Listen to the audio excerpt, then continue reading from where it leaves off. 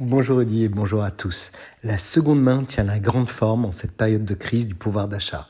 Déjà portée par la recherche d'une consommation plus vertueuse et éthique et promise à un avenir exceptionnel, elle suscite même des vocations dans la distribution traditionnelle. Rien n'est épargné, vêtements, smartphones, électroménagers, vélos, articles pour bébés, autos. Pourquoi les acheter neufs au prix fort, alors qu'on les trouve d'occasion à des prix attractifs et malins? C'est la question que se pose un nombre croissant de consommateurs face à une inflation croissante qui atteindra en 2023 10%. Quel que soit le niveau de fortune, les CSP+, s'y mettent aussi et la génération Z est prise d'écologie dans un monde de plus en plus connecté. Au cœur de ce marché, déjà estimé à 86 milliards d'euros en Europe, et prévu pour croître de 15 à 20% par an, le secteur de la mode prime sur tous les autres.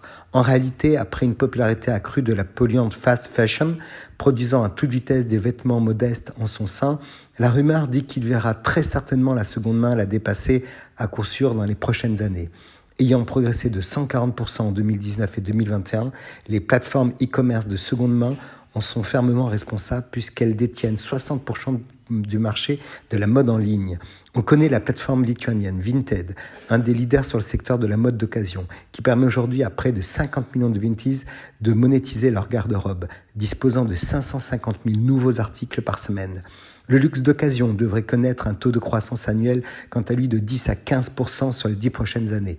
Ainsi, certaines maisons de luxe tentent de gérer elles-mêmes leur propre marché de l'occasion, à l'image de la marque Gucci, proposant une sélection de pièces vintage fraîchement remisées à neuf par des artisans de la maison à l'aide de son site en ligne Gucci Vault. Ayant compris leur force de frappe, certaines maisons nouent des partenariats tels que le groupe Kering, qui a pris 5% du capital de Vestiaire Collectif en 2021.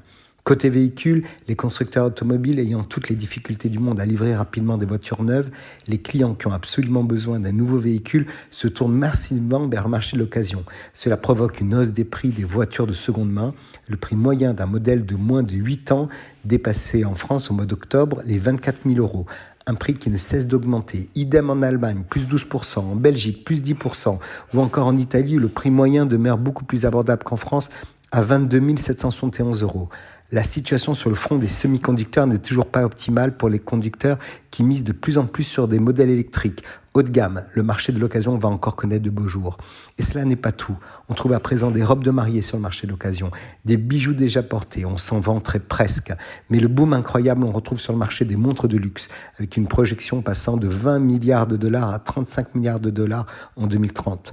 On l'aura compris, Rudy, rien ne sera jamais mieux demain que le marché de la deuxième vie. C'est tendance et pas cher. Alors pourquoi s'en priver? Très belle semaine à tous.